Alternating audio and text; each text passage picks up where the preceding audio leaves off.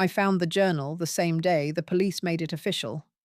They declared my grandson Danny a runaway and closed the case, just like that.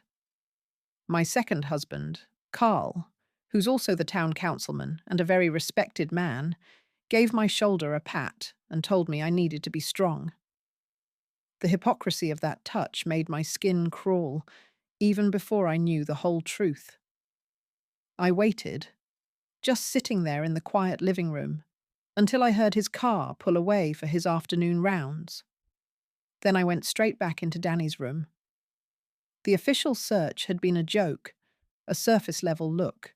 I wasn't satisfied. I pulled his mattress right off the bed, and there it was, shoved deep into the slats of the bed frame. A simple black composition book, the kind kids use for school. My hands wouldn't stop shaking as I opened it. The early entries were sporadic, all normal teenage stuff, complaints about school, a few notes about girls. Then, about 3 months back, everything changed. The handwriting itself changed, becoming tighter, angrier. He started writing about Carl. One entry read, "Grandpa Carl is watching me again. Not like a grandpa should. It's like he's measuring something." My blood ran cold reading that. A later one said, "He found my private sketchbook, the one with the dark drawings. He didn't get mad. He got interested. He asked me where the ideas came from. It felt so wrong." The final entry was dated the very day before he vanished. It just said, "He wants to take me to the old cabin by Silver Lake this weekend. Just us guys. Mum says it's sweet of him. I can't explain why I'm so scared. He's family." Family? That word tasted like ash in my mouth. Right then, my purpose became suddenly and horrifically clear. I had to get into Carl's home office, and I had to do it before he came back. He always kept that door locked. I'd never had a reason to question it before. I just thought it was his private council business. Now, it was the most important room in the world. If I got caught, I would lose everything. He would know that I knew. I went to the kitchen, my legs feeling like wood. I reached into the old floral tea tin on the highest shelf and felt for the key he thought I didn't know about. My fingers closed around the cold metal. My heart was hammering so hard against my ribs I felt dizzy. I walked to the office door, slid the key in, and it turned with a soft, definitive click. I pushed the door open. The room was obsessively neat, everything in its severe place. I didn't have time to be careful. I went straight for the tall filing cabinet. It was just bills, town council minutes, nothing useful. The desk drawers were all locked tight. Then my eyes landed on a small, polished wooden box sitting alone on a bookshelf. It looked out of place. I lifted the lid. Inside, on a little bed of faded blue velvet, lay two things. One was a single, tarnished old key. The other was a faded Polaroid photograph. I picked up the photo. It was a picture of the old Silver Lake cabin, taken from the trees. And there, on the cabin's weathered door, someone had drawn a small, very precise X in red ink. Just as I was staring at it, trying to understand, I heard the low hum of the garage door motor spring to life downstairs. Carl was home, and he was early.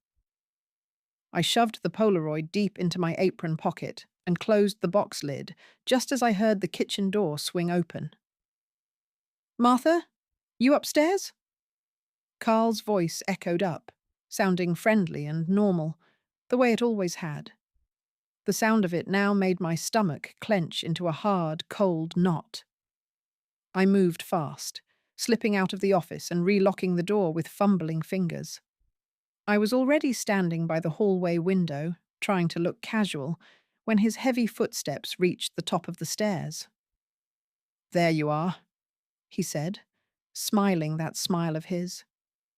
It was a practiced thing, all even teeth and a warmth that never quite reached his eyes.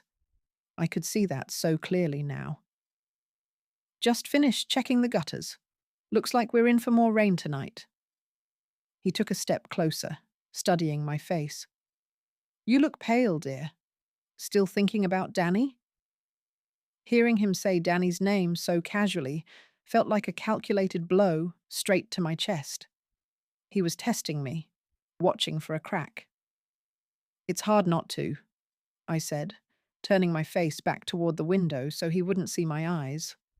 My own voice sounded thin and weak to my ears. I needed to get this key and photo to a safe place. I had to leave the house, right now, and hide my evidence. If I failed, if I slipped up, he would grow suspicious. Carl never liked changes in the routine. I know. He sighed, coming up beside me and putting a heavy, familiar hand on my shoulder. But the police said all the signs point to him leaving on his own. We have to accept that. His grip tightened just slightly, a subtle pressure. Why don't you go lie down? I'll make us some tea later. It was a command, not an offer. I could hear the difference.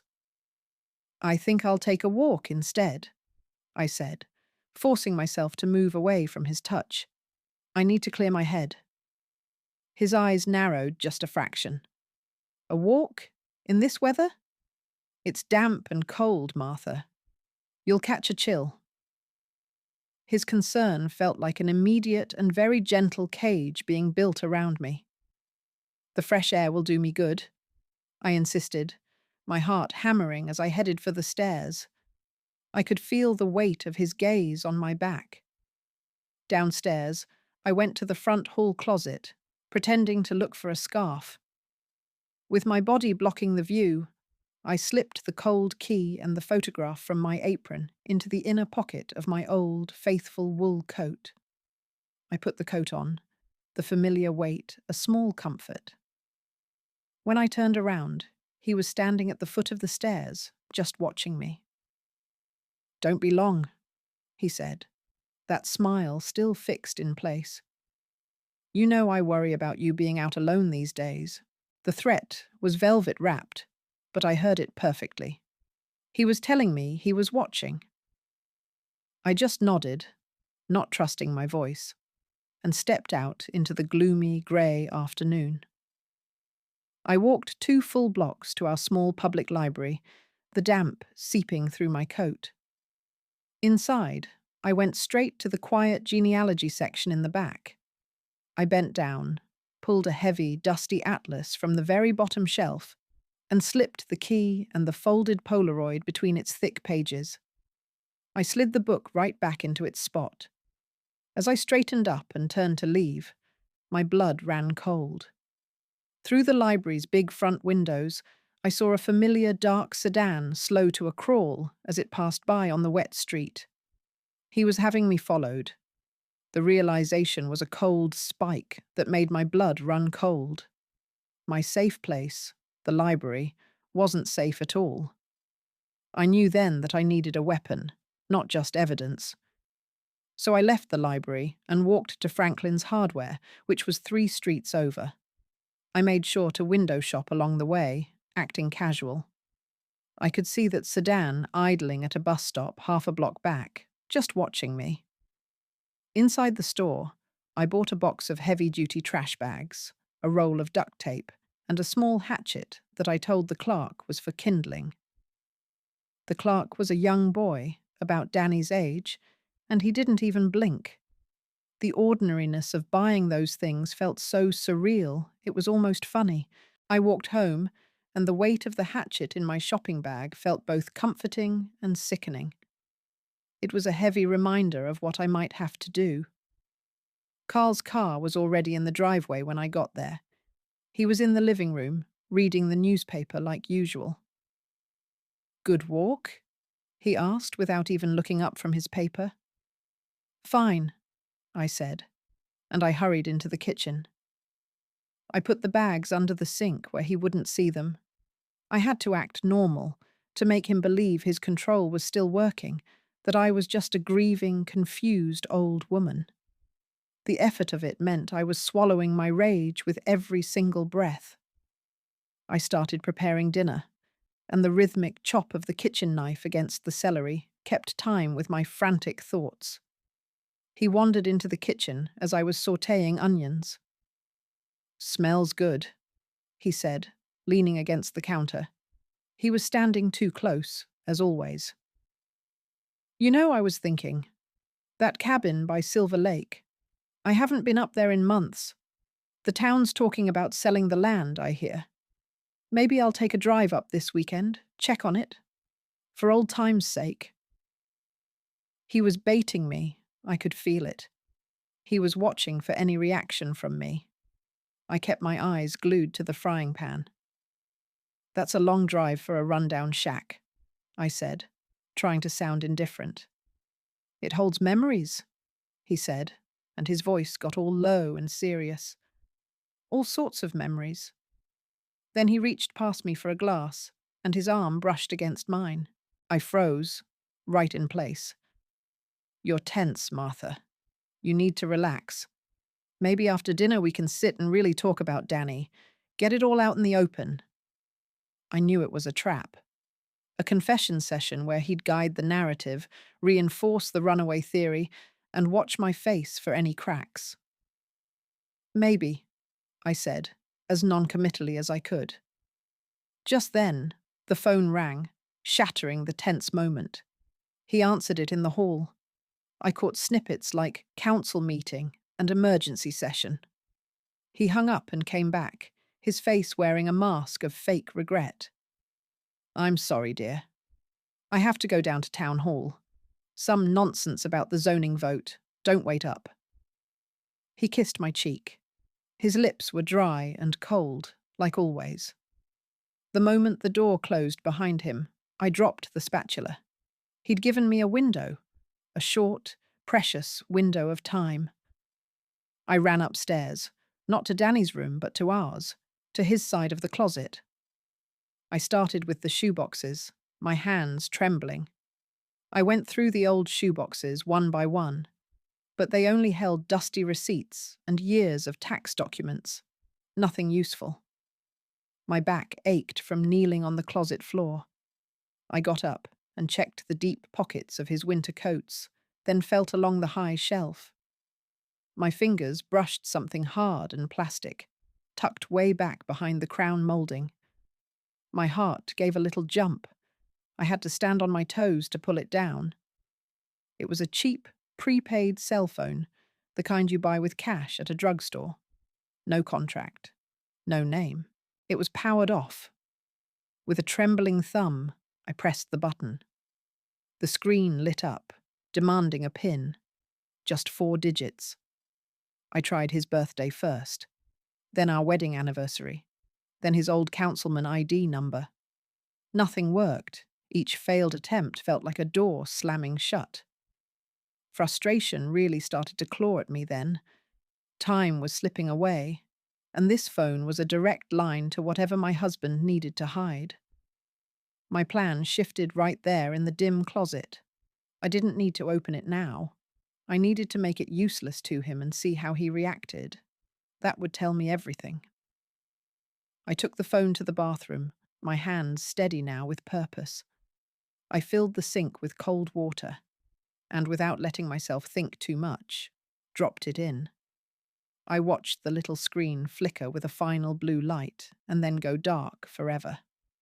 I fished it out, dried it carefully with a hand towel, and placed it back in its hiding spot, making sure it looked perfectly positioned. It was now a dead piece of plastic. If he checked it, he'd know someone had found it. I was counting on that. I needed to be somewhere else, with a solid alibi for when he discovered it. I went downstairs, grabbed my good coat and my big purse, and drove straight to my friend Eleanor's house. I told her the truth, or part of it, that I just couldn't bear to be alone in that quiet house tonight with all my thoughts. She, bless her heart, made us a big pot of peppermint tea, and we sat in her cozy, cluttered living room, surrounded by photographs of her grandkids. I made myself talk about Danny, about the raw pain of losing our boy. And it wasn't hard, because that pain was still so real. It was just buried under a new, sharper kind of horror.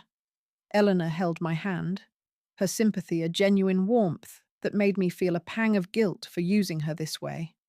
Almost 2 hours later, my own cell phone rang in my purse. Carl's number. Martha.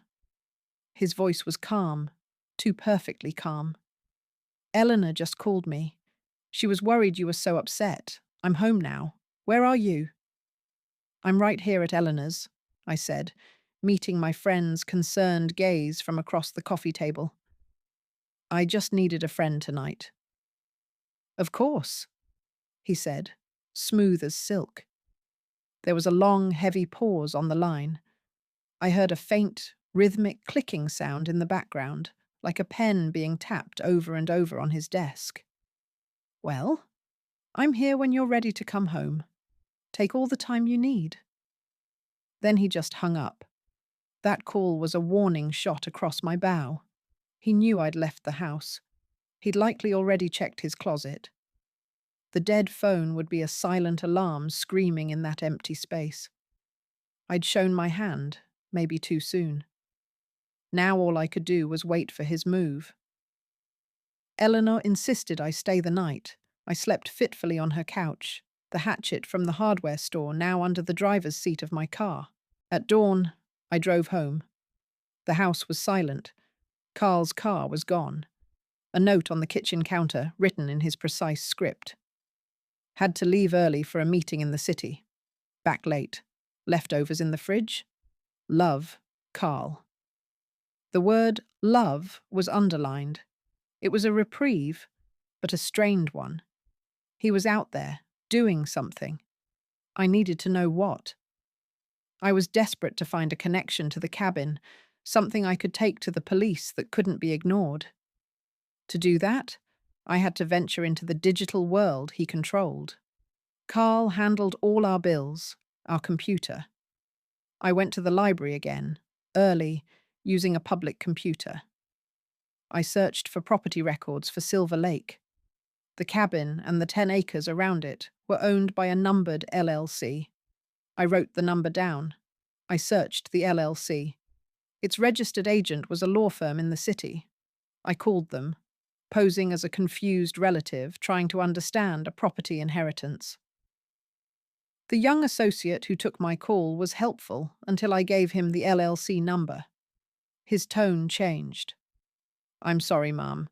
That entity is represented by a senior partner. I can't access that file. You'd need to speak directly with Mr. Hayes. And is Mr. Hayes in today? I asked. He's unavailable. May I take your name and number? The helpfulness was gone, replaced by polished stonewalling. I hung up. Carl's influence reached further than I'd imagined. He had a shield. I needed a hammer. I thought of the Polaroid, the X. I needed to see that cabin. It was a 4-hour drive. If Carl was in the city, I might have just enough time. It was a terrible risk. If he came back early, or if he had the cabin watched. I looked at the clock. I had to move. I drove north, the directions pulled up on my phone. The 2-lane highway gave way to a gravel road, then a muddy, overgrown track. The woods thickened, swallowing the daylight. Finally, I saw the peaked roof through the trees. The Silver Lake cabin. It was smaller than in the photo, more dilapidated. The red X was not drawn on the door.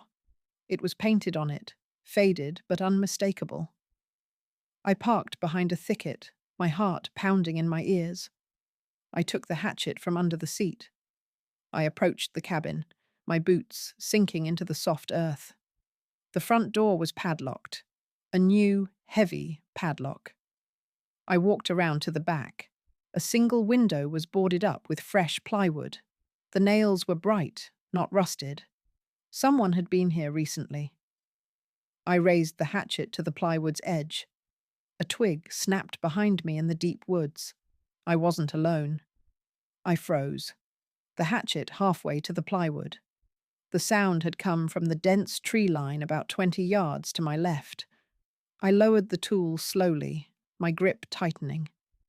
It could have been an animal. It should have been. But the woods went too quiet, the way they do when something else is listening. I took a slow step back toward the cabin corner, putting rough wood between me and the sound.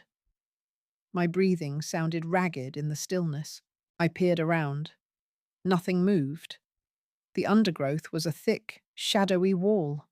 I had a choice: flee to my car and maybe lead someone to it, or push forward and see behind that plywood. The X on the door felt like a target on my back. I decided. I turned back, raised the hatchet, and drove the blade into the seam between plywood and window frame. The noise was a shocking crack. I leveraged it, wood splintering. One nail popped free with a shriek. I worked faster, fear fueling my strength. Another nail, then another. The plywood sagged inward. I grabbed the edge, ignoring splinters in my palm, and pulled. It came away with a rip. Behind it was not a window, but more wood. The original wall had been built over. This was a sealed-up entry. Someone had gone to trouble to close this off. Using the hatchet's claw, I pried at older, rotted boards. They gave way easier, revealing a dark hole just big enough to crawl through. The smell wafted out. Cold, damp earth, and something else underneath. Sweetly metallic and stale. I pulled my flashlight from my coat and clicked it on, shining the beam into the blackness. It was a crawl space or root cellar with a packed dirt floor. I saw scuff marks. Swallowing hard, I got on my knees and crawled inside. The space was low, forcing me to hunch. My beam swept over empty jars, a rusted shovel, and then, against the far wall, a bundle wrapped in stained canvas. My heart stuttered. I crawled toward it, dirt cold and gritty under my knees. I reached out a trembling hand and pulled back a canvas corner. It wasn't Danny. Thank God it wasn't Danny. It was a collection of things. A woman's leather wallet, brittle with age. A child's hair ribbon, faded pink. A man's class ring from a high school I didn't know. And a small framed photo of a smiling family of 4. These were trophies. My beam settled on the wallet. I opened it. A driver's license. The name was Lisa Walsh. The issue date was over 15 years ago. She had been pretty, with kind eyes. I'd never heard of her. My breath hitched. This wasn't just about Danny. This was about others. A lot of others. The scale of it dwarfed my worst fears. As horror settled over me, a new sound came from outside. Not a twig snap. The distinct, low crunch of a vehicle moving slowly on gravel, coming up the access road. I scrambled backward out of that hole, my mind racing. The car was coming. I had 2 choices. Hide in that awful little crypt or try for the woods. The woods meant a chance. The cellar meant a trap. I grabbed the canvas bundle, my only real evidence, and shoved it back into the crawl space. But I kept the wallet, slipping it into my coat pocket. I yanked the plywood back into place as best I could, knowing it looked disturbed. I snatched my hatchet and ran for the trees, not behind the cabin but around the front, using it as a shield. I dove into the brush just as headlights swept the clearing. I lay flat, my face in the damp mulch, peering through some ferns. It was a dark SUV, not Carl's sedan. It stopped.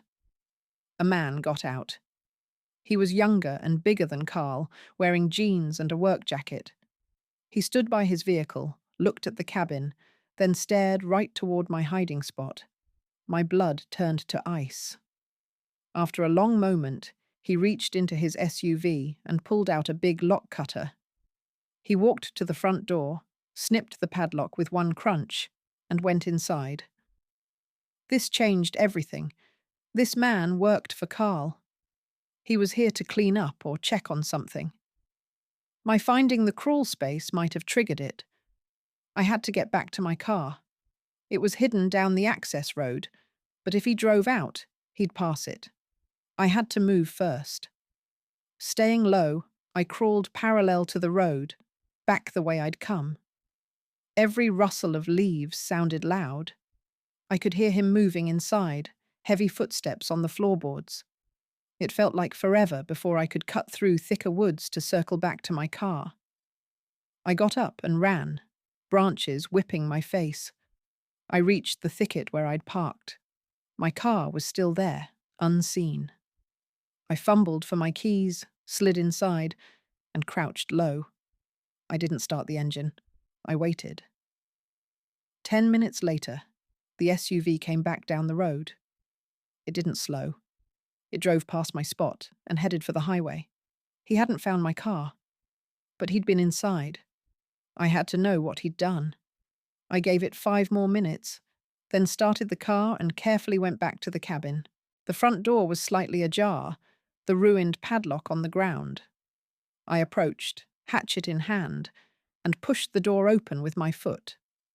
The main room was empty. But in the center of the floor, the dusty boards had been swept clean. In the middle lay a single, crisp, new $100 bill, weighted down by a smooth river stone. It was a message, a payment, and a mockery all at once. He knew someone had been here. I picked up the bill. It felt filthy. On the back, in tiny, precise handwriting that wasn't Carl's, was one word: stop. The word stop burned in my mind all the way home. It was an order from a worker, not the boss. He'd left a calling card for his employer. I had Lisa Walsh's wallet as leverage, but it was dangerous to keep. Carl would be back late. I felt exposed. I drove past my street to Oakhaven Cemetery, where my first husband, John, is buried. Carl never goes there. I walked to John's simple grey headstone. "I'm sorry," I whispered. I knelt, blocking the view, and used my keys to dig a small hole at the base of the stone. I put Lisa's driver's license in a plastic bag from my purse and buried it, patting the dirt smooth. It felt safe there, with a good man. Back home, the house was empty. The $100 bill was in my pocket. I sat at the kitchen table with paper and pen. I wrote Carl at the top. Under him, I wrote SUV man and Lawyer Hayes. Below that, Lisa Walsh and Danny. I stared. I needed to turn someone under Carl. Hayes was a shield. The SUV man was muscle. Muscle can be turned if he feels cheated. $100 seemed cheap for cleaning up a possible murder. What if he wanted more? I had to find him. I only remembered a big, dark SUV. But closing my eyes, I saw part of the license plate. 783. The rest was a blur. It was a start. I called the county sheriff's non-emergency line, not our local police. I used my best confused old lady voice. "Hello? I was walking near Silver Lake and a big dark SUV sped by, too fast. It nearly ran me off the road. I only caught part of the plate. Could an officer drive up that way sometime?" I gave them the numbers, 783. The dispatcher was polite and took the info. It was a tiny stone in a big pond, but it might cause a ripple. If his plate was ever run, my complaint would be attached. A faint link between him and that lake. I was making dinner when Carl returned. He looked tired but sharp. He kissed my cheek, his eyes sweeping the kitchen. "How was your day? Do anything interesting?" It felt like a trap. "Quiet," I said, stirring the pot. I went to the cemetery, visited John. He nodded, a flicker of disdain on his face. He hates being reminded of John. "Good. It's healthy to remember." He hung up his coat. "Oh, I heard the oddest thing. A county deputy mentioned a call about a reckless driver near Silver Lake today. An SUV. You weren't up that way, were you?" he asked casually. but his eyes were locked on mine, watching for a twitch. The pot nearly slipped from my hand. He knew. He'd checked with his contacts. My call had bounced right back to him. I kept stirring. Silver Lake? No, that's a half-day's drive. I was at the cemetery. I made myself look at him, forcing a mask of confusion. Why would you think that? He held my gaze, then smiled, the tension vanishing. No reason. A coincidence. It's a remote area. Not for a woman alone. The threat was veiled in concern. The deputy said it was probably kids. He got a beer. Dinner smells good. The meal was silent agony. Every bite was sawdust. I was playing chess against a master. My call had been a mistake. It alerted him someone was poking around. He knew it was a woman. He was circling, testing me. I had to stop reacting. The SUV man was the weak link. I had to find him before Carl decided to fix that problem for good. After dinner, Carl went into his study and shut the door. I cleaned up, my mind racing. The partial plate, 783, was all I had. Later, when I heard the shower, I crept out. His study was locked, but his suit jacket was on a living room chair. I checked the pockets. Keys, a handkerchief, a gas receipt from near the city, and his personal cell phone. I took it. It was password protected, but I didn't need to open it. On the lock screen, I scrolled the recent calls. Many were labelled Council, Mayor, Hayes. Then I saw one from today, labelled simply J, a local number. I burned it into my memory. The shower stopped. I put the phone back exactly and retreated.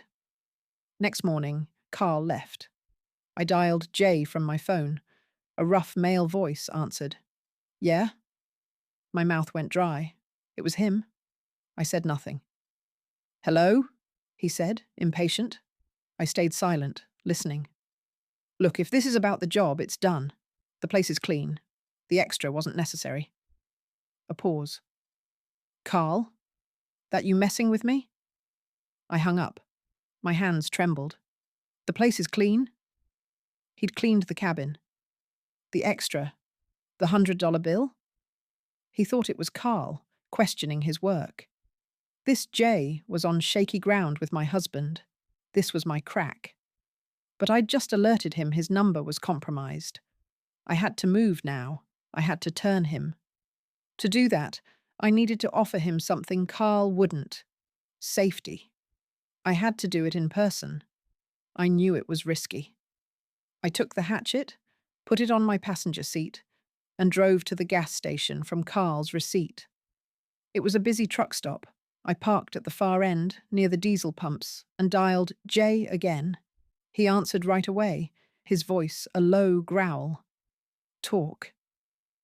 I'm the woman from the cabin, I said, steady. I have the $100 bill. I know what clean means, and I know Lisa Walsh's name. A long silence, then, wrong number. You called him Carl, I said. I'm not Carl. I'm the problem. If I'm too big a problem, who cleans up the cleaner? Jay? Another silence. Where? The quick fill off Highway 9, north side. I'm alone in a blue sedan. 1 hour. If you're not here, I go to the state police. I hung up. My big, desperate gamble was made. I had 60 minutes. I waited. Minutes crawled. Trucks came and went. My hand was on the hatchet. At 58 minutes, a dark SUV rolled in. It circled, then parked 2 rows over, facing me. The driver stayed inside. This was it. I got out, leaving the hatchet.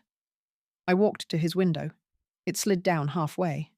It was him, younger than I'd thought, with hard eyes. Get in, he said. We talk here, I said. He smirked. Scared, Grandma? I'm scared of wasting time, I said. I know he pays you. I know about the dirty jobs, the crawl space, Lisa Walsh. How many others? His smirk vanished. You don't know anything. Then why are you here? I pulled the $100 bill from my pocket. He left this, a tip. Is that your price for being an accessory to murder? His knuckles were white on the wheel. I don't know about murder. I do maintenance. You maintained a crawl space of souvenirs, I said, my voice low. You saw them. You know. And you know my grandson, Danny, is one. Carl's own grandson. He flinched. He hadn't known that. When this unravels, you'll go down for all of it. He's a councilman. You're the guy with bolt cutters. Who will they believe? He stared ahead. What do you want? I want my grandson's body, I said, the words hurting. I want to bury him. And I want everything from that crawl space. You get them for me, and you walk away. I have evidence buried. You help me. It points only at him. You refuse. It points at both of you. He let out a slow breath. He was thinking. He'll know it was me. Not if we're smart, I said. Tell him kids compromised the cabin, that you removed the stuff for safekeeping. Bring it to me, then disappear. He'll suspect me. Not sure you switched sides. I was building a shaky bridge. Deal? He looked at me, really looked. He saw an old woman with nothing to lose. He gave one short nod. Tomorrow? Midnight. The old quarry on Mill Road. Come alone. He rolled up the window, backed out, and drove off. I stood in the diesel air, legs weak. I had just recruited the enemy's soldier, or walked right into a trap. I drove home from the gas station with the deal with Jay heavy on my mind. Carl's car was in the driveway already, hours early. I had to walk in and act normal. He was waiting in the foyer, still in his suit. You're late, he said, not smiling. I needed to think, I said, hanging my coat.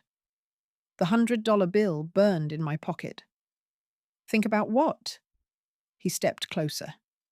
The deputy called. They found a woman's wallet near Silver Lake. Elisa Walsh. They're treating it as a possible cold case link. Your name came up from an anonymous tip. He stared hard at me. Said you'd been asking about her.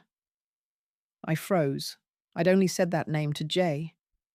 This was a move, from either Carl to scare me or Jay to pressure me. I don't know any Lisa Walsh, I said flatly. Grief makes people fixate, Martha.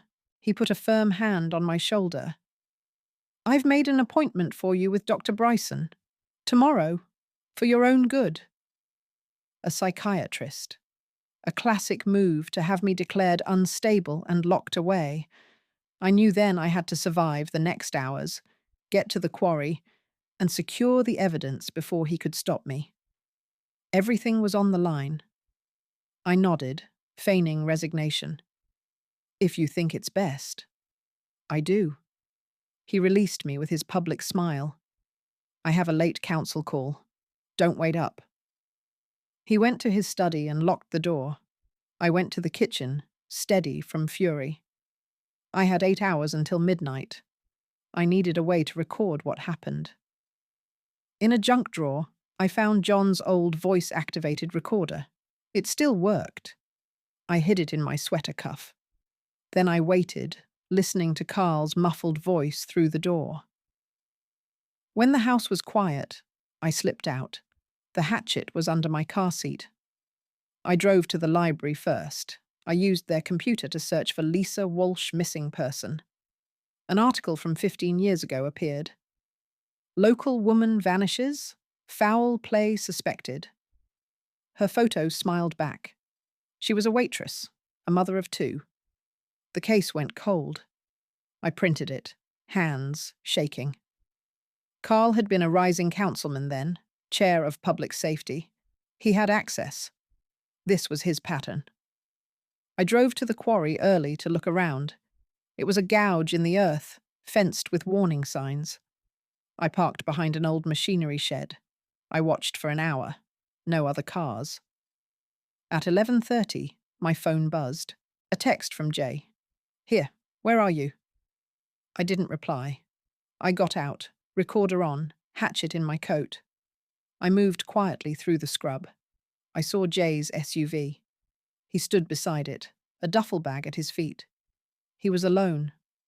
I took a step forward.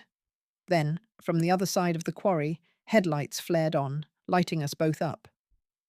Carl's sedan rolled forward and stopped between me and my car. The headlights held me there. Carl got out of his car, leaving the door open.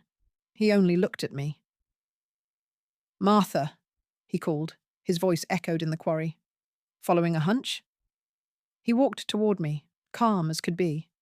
Jay moved, his hand going toward his back. "Carl, you said clean. What is this?"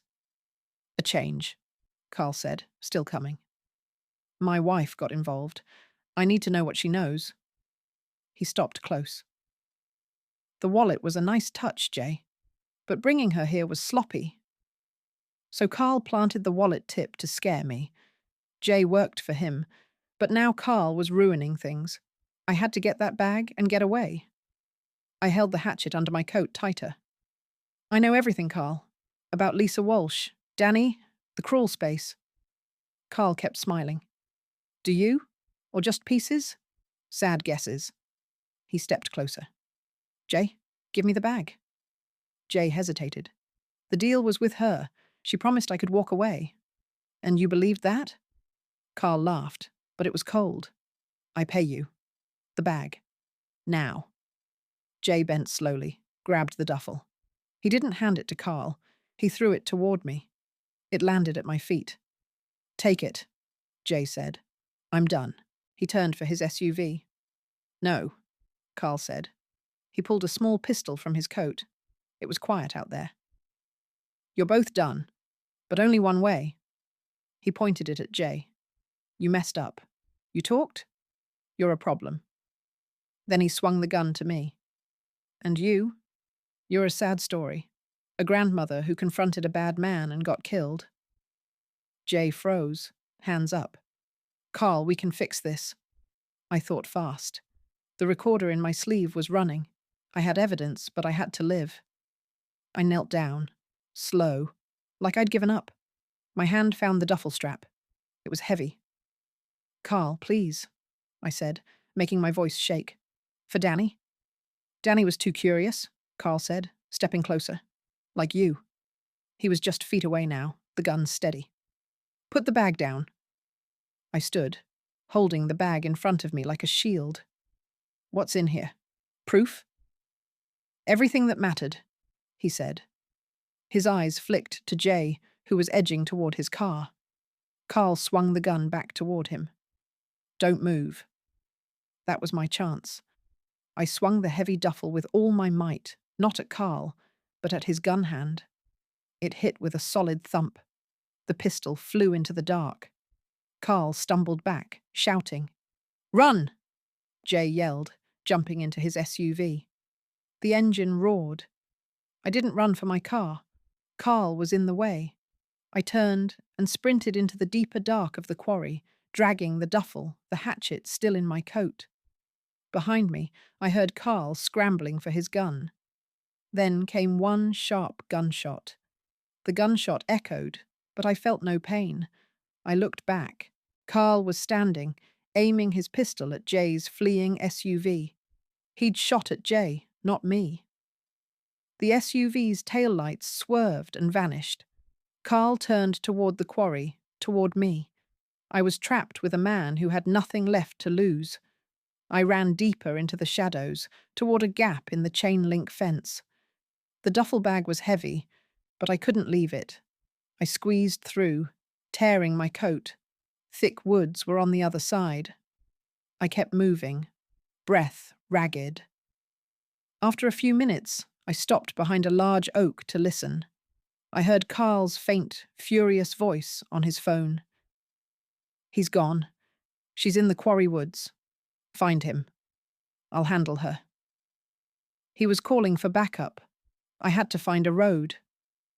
I peeked inside the duffel. In the dim light, I saw wrapped bundles, the canvas, and a smaller plastic-wrapped package. No time to look closer. I shouldered the bag and moved east, parallel to the quarry, heading for the main highway. My car was lost. Carl would have it watched. A long time later, I reached a small road. I hid the duffel under leaves and branches, marking the spot with a broken branch in a pattern.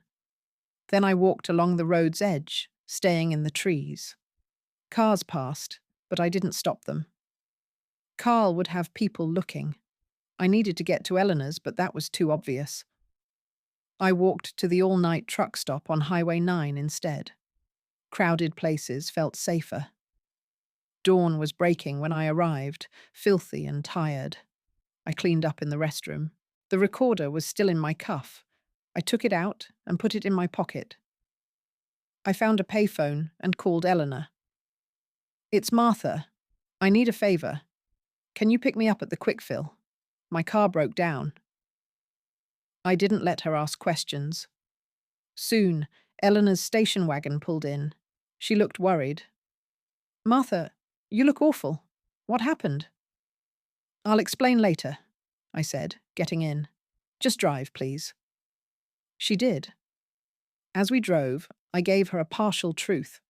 I'd been following leads about Danny, had a confrontation with a dangerous man, and Carl was involved. Her knuckles were white on the wheel. "We need to go to the police," she said. "Not yet," I told her. "I have evidence, but it's hidden. I need to get it first." She took me to her house. I slept a few hours on her couch. When I woke, Eleanor handed me her phone. "There's a news alert." The screen showed a local bulletin. "Body found in Silver Lake area." My heart stopped. But it wasn't Danny. It was an unidentified man with a gunshot wound, found in a vehicle off a forestry road. A dark SUV. J. Carl had cleaned up his mess. The article said police had no suspects. It listed Carl as a community leader offering condolences. His gall made me sick. He'd moved faster than I thought. Jay was dead, and with him, my direct link to the evidence. But I had the duffel bag. I had to retrieve it before Carl's people did. And I had the recorder. It was time to use it. Eleanor let me use her computer to download the audio to a flash drive. The recording was poor, but clear. I heard Carl's voice. "You're both out, but only one way." Then the gunshot. It proved his threat, but not murder. I needed the duffel bag to connect him to the crimes. I called a taxi from Eleanor's phone, giving an address near where I'd hidden the bag. I couldn't involve her further. The taxi dropped me a mile away. I hiked back into the woods, my old body aching. I found the marker, dug out the damp duffel bag, and carried it to an old hunting blind. Inside, I opened it. The canvas bundle held the trophies: a hair ribbon, a class ring, a family photo. Lisa Walsh's empty wallet was there. The plastic-wrapped package was different. I cut it open. Inside were documents, photocopies of old police reports for Lisa Walsh, stamped "Case closed, insufficient evidence." Notes in Carl's handwriting said, "Subject terminated, site secured." There were other names and dates. 3 other disappearances over 20 years. Danny's name was on a fresh sheet. Curiosity fatal. Disposal at primary site. At the bottom was a hand-drawn map of the county with several marks. One was the cabin. Another was the quarry. A third was Thompson's Ridge. I memorized it all. This was Carl's ledger. But it was just his handwriting. I needed to get it to someone who could act. I heard a car engine. Peeking out, I saw a sheriff's cruiser moving slowly on the distant road. Carl was looking for me. I repacked the duffel, taking only the map and Danny's note. I hid the rest under the blind's floorboards and started walking cross-country toward Thompson's Ridge. If that was the primary site, maybe Danny was there. It took hours. By late afternoon, I reached the ridge. The map showed a landmark called Lone Pine. I found it. A single tall pine. The earth at its base looked disturbed. My hands shook as I used my hatchet to dig. I didn't have to dig deep. I hit something hard. I brushed away soil. It was a bone, a human rib cage. Beside it was a faded red sweatshirt. Danny's sweatshirt? I fell to my knees, a silent scream in my throat. I had found him. The pain hollowed me out. I sat there a long time, holding the fabric. As dusk fell, I knew what to do. I couldn't call the local police. Carl owned them. I buried Danny again, saying a small prayer. Then I hiked to a farmhouse in the distance. An old man answered. "I need to use your phone," I said. "It's an emergency." He let me in, wary. I dialed the state police tip line for major crimes. I gave my name, Carl's name, and the coordinates of Thompson's Ridge. I said there was a body and evidence of multiple murders. I hung up before they could ask more. As I left, the old man's landline rang. He answered, listened, then looked at me. That was the sheriff's office. They're looking for a distressed elderly woman named Martha. Said she might be dangerous. They're on their way. The old man's eyes widened as he hung up. They said you're confused? A danger. He blocked the door. Wait here. I had no time. Carl had poisoned the well, calling me unstable. I had to avoid capture so the state police could act. If caught, I'd be discredited. Please, I said steadily. My grandson is buried on the ridge. My husband killed him. The sheriff is covering it up. Help me, or help a murderer. He hesitated, then sighed. Go out the back through the cornfield to the county road. I won't stop you, but I won't lie for you. Thank you, I said, slipping out. I ran into the corn, rose, swallowing me. Sirens approached behind. I reached the road and flagged down a feed truck. The young driver let me ride in back to the next town. From a payphone, I called Eleanor. They're looking for me. Carl says I'm having a breakdown. Meet me, but be careful. You might be watched. She agreed, fearful. We met at a crowded diner 30 miles away. She brought fresh clothes and cash. What now, Martha? You can't run forever. I don't have to, I said. I called the state police with the location, but I need leverage. With Eleanor's help, I uploaded the audio recording to cloud storage using public Wi-Fi. I emailed the link to 3 news outlets with the subject, Councilman's Confession and Cover-Up, including the map and Danny's name. We left the diner. Driving, Eleanor's radio news came on. Breaking, state police are investigating a site on Thompson's Ridge from an anonymous tip. My heart leapt. Then, Councilman Carl Brigham issued a statement, concerned for his wife Martha, missing and distressed. A silver alert has been issued. A silver alert. Carl was painting me as senile. I had to get to the state police in person. Eleanor, take me to the barracks in Clayton. She drove. Nearing Clayton, my phone vibrated with a text from an unknown number. Check the news. I turned on the radio. An update. The body found is preliminarily identified as Daniel Brigham. Foul play confirmed. Councilman Carl Brigham has been taken into custody. I breathed out. But another text. Not over. He has friends. Watch your back. We pulled into the barracks lot. A detective approached. Martha Brigham? I nodded. We need to talk. Come inside. Inside, he sat across from me. Your tip was accurate. We found your grandson and the duffel bag. The evidence is strong. But Carl claims you planted it all. That you're framing him due to grief-induced psychosis. He says you killed Danny in a fugue state. The cruelty stunned me. Carl was making me the killer. The detective leaned forward. We need to verify your story, and where you were the night Danny disappeared. The detective's words hung in the air. Carl had built a defense by accusing me. It was vicious. I kept my voice steady. I was at a church quilting bee the night Danny disappeared. There were 12 witnesses. Eleanor drove me. Check the sign-in sheet at St. Mark's. I had the alibi, but Carl would have an explanation. The detective, Hollis, made a note. We'll check. Your husband says you've been unstable, that you've been fabricating stories. He has a key to a cabin with trophies, I said. The duffel bag. My prints might be on it, but his are on those documents. His handwriting is on the map. You have the recording of him threatening me and Jay. That's not a grieving grandfather.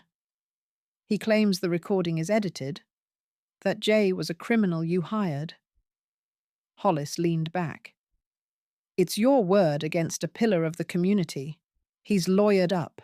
They're preparing a motion to have you committed. The walls were closing in. I had to act. The other names in that bag. Lisa Walsh. Have you contacted those families? He was public safety chair. He could bury cases. We're reviewing everything, Hollis said, his tone non-committal. For now, stay in Clayton. We have a safe house for your protection. Protection or containment? Refusing would look guilty. I want to help. Where is Danny now? At the state medical examiner's, Hollis said softly. I can arrange for you to be notified for burial. I nodded, a sharp pain in my chest. Then I'll stay, but on one condition. I want to see the evidence log for the duffel bag. It was a test. Hollis agreed. He drove me to a motel, assigning a young officer to stay next door. I was a witness or a suspect. The line was thin. Once alone, I called Eleanor. They're keeping me here. Carl is saying I did it. Her voice was fierce. I called the pastor. He's pulling the sign-in sheet. And I called Lisa Walsh's daughter. She's on her way to Clayton. She wants to talk to you. That was the crack. A victim's family. When? Tomorrow. She paused. Be careful. Hayes's firm is putting out press releases. They're calling you tragically unwell. I lay on the bed, staring up. Carl was using every tool, law, media, psychiatry. My evidence was just paper and audio against a man who built narratives for a living. I fell into a fitful sleep. A loud banging jolted me awake. It was still dark. Officer Reed was shouting from next door. Mrs. Brigham, stay down.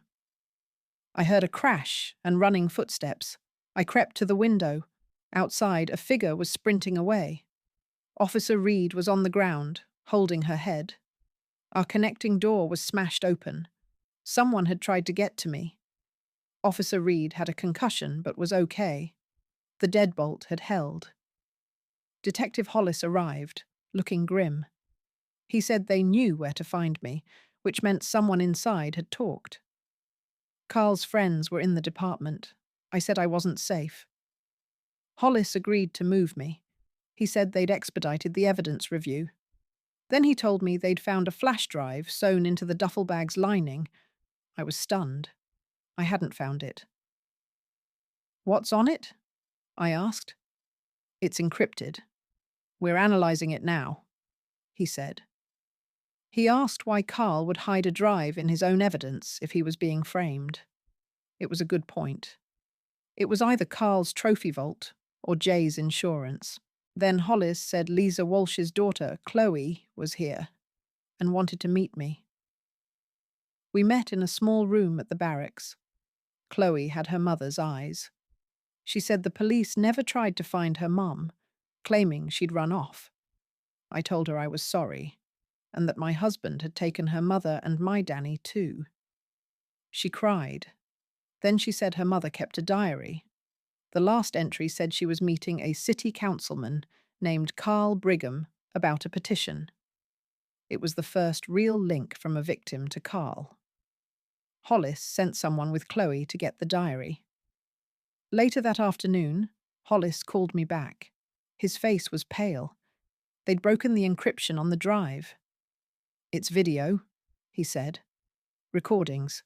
At the cabin. He filmed them." The dates went back 20 years.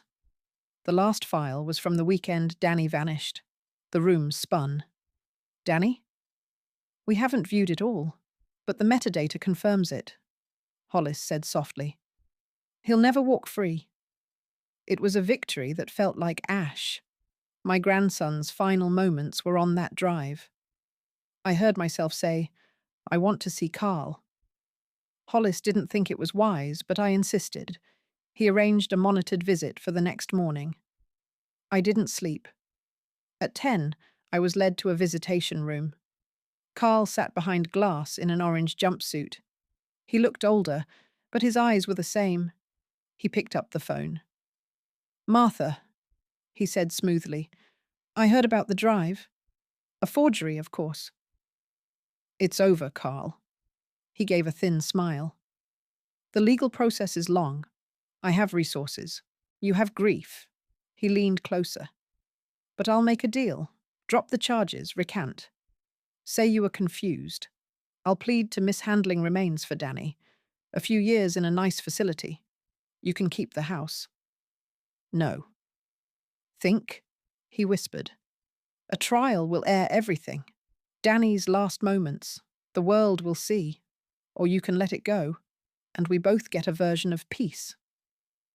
He was using Danny as a shield. My hand tightened on the phone. "You'll die in a real prison, and I will be there to watch." I stood to leave. His smile vanished. "If I go down, I won't go alone. I've kept records of everyone who looked the other way. Hayes, the sheriff, the mayor. You burn me, you burn this whole town down." I looked at the man I'd shared my life with. "Good," I said, and hung up the phone. The trial became a huge national spectacle, all over the news, but to be honest, I didn't watch much of it. It was too painful. The evidence on that flash drive was so awful, so horrific, that the judge sealed most of it from the public. What really helped tie everything together was Chloe Walsh's mother's old diary. It was the keystone, like they said, and it corroborated every terrible thing. Carl's fancy lawyer, that man Hayes, he cut a deal for himself to save his own skin. He turned state's evidence on Carl, giving up names, dates, and a whole map of the corruption to avoid prosecution himself. I wasn't surprised. Carl Brigham was convicted on multiple counts of murder, including my Danny's, and he was sentenced to life without the possibility of parole. They sent him to a maximum security prison. After that, the whole town council resigned, and the sheriff retired quietly. It was like a quiet, ugly house of cards finally falling down. I refused any deals they offered me. I just testified once, stating the plain facts of what I found. I didn't look at Carl once in that courtroom. After the verdict was read, I went and collected Danny's remains. We buried him right next to his real grandfather, my John, out in Oakhaven Cemetery. It was a small, quiet service. Just me, my sister Eleanor, and a few true friends who had stood by us. Chloe Walsh came too. She brought fresh flowers for both graves, which was a kind gesture. I sold the big house Carl and I had shared. All the money went into a trust fund for the victims' families, whatever was left after the legal fees. For myself, I bought a small, sturdy cottage near Eleanor. It has a nice little garden out back where I can putter. The press eventually lost interest, and the world moved on, like it always does.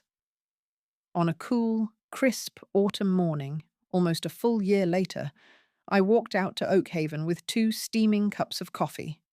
I sat myself down right between the 2 headstones. I placed 1 cup by John's stone. "I miss you every day," I whispered to him. I put the other cup by Danny's. "I'm so sorry I wasn't faster, sweetheart," I told him. The leaves rustled in the breeze. and I sipped from my own cup, letting the steam warm my face. There was no big feeling of victory, not at all. Just a deep, quiet exhaustion. The fury that had kept me moving for so long was finally gone, all burned out. In its place was a simple, solid knowing in my heart. I had done what needed to be done.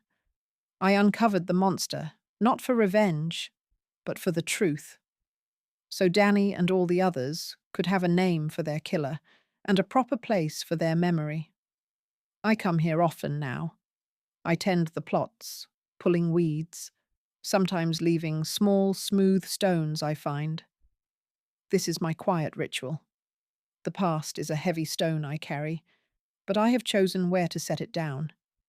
Here, in this peaceful ground, between the man I loved and the boy we lost, I remember them. I live my days simply. I garden. I have tea with Eleanor most afternoons. The quiet I have now is not empty. It is earned, after everything, and it is finally mine.